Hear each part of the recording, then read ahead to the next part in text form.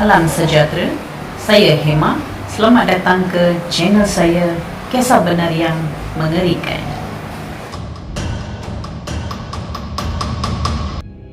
Kisah benar hari ini adalah dari Barron, US, di mana kanak-kanak umur 13 tahun diculik dan ibu bapanya dibunuh dengan kejam.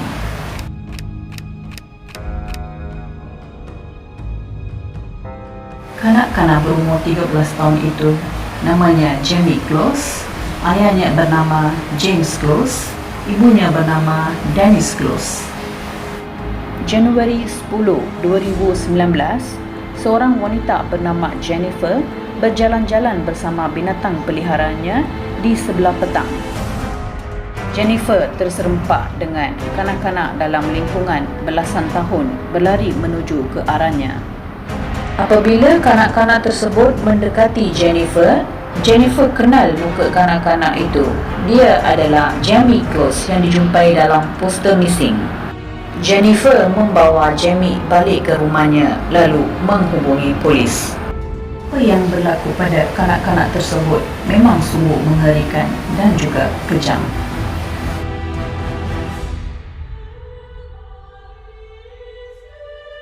Jack Thomas Peterson bekerja di Barron, US.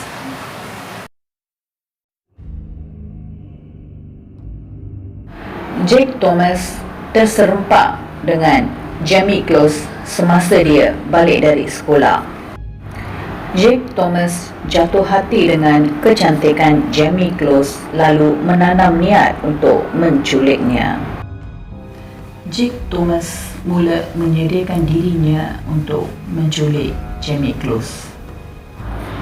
Jack Thomas mengikut Jamie Close hampir setiap hari untuk mengetahui gerak-gerinya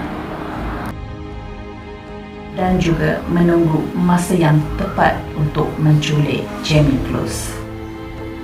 Pada hari kejadian, tepat pada pukul 12 malam, Jack Thomas memandu keretanya menuju ke rumah Jamie Close. Selepas Jack Thomas sampai di hadapan rumah Jamie Close, anjing rumahnya menyala kuat menuju kereta Jack Thomas. Dan Jamie Close cuba melihat luar rumah melalui tingkap dan dia nampak sebuah kereta yang tak dikenali parking di halaman rumah mereka. Lalu Jamie Close memberitahu hal tersebut pada ibu bapa mereka. Bapa Jamie Close, James, menuju ke pintu hadapan untuk mengetahui siapa di halaman rumah mereka. Ibu dan Jamie Close dalam ketakutan lalu mereka sembunyikan diri dalam bilik mereka. Mereka mula rasa tak sedap hati pada ketika itu. Ayahnya Jamie Close, James, cuba tanya soalan kepada Jack Thomas yang berdiri di hadapan rumah mereka. Dengan tidak menjawab apa-apa, Jack Thomas menembak James, ayah Jamie Close, dengan sebuah pistol. Jack Thomas cuba memasuki ke dalam rumah dan cari Jamie Close.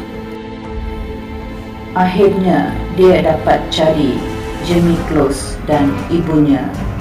Dalam sekelip mata, Jack Thomas menembak ibu Jamie Close. Selepas itu, dia mengikat tangan Jamie Close lalu memasukkan dia ke dalam keretanya. Jack Thomas bawa Jamie Close ke rumahnya.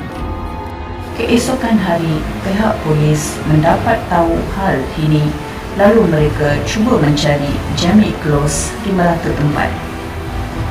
Tetapi pihak polis tidak dapat kesan Jamie Close.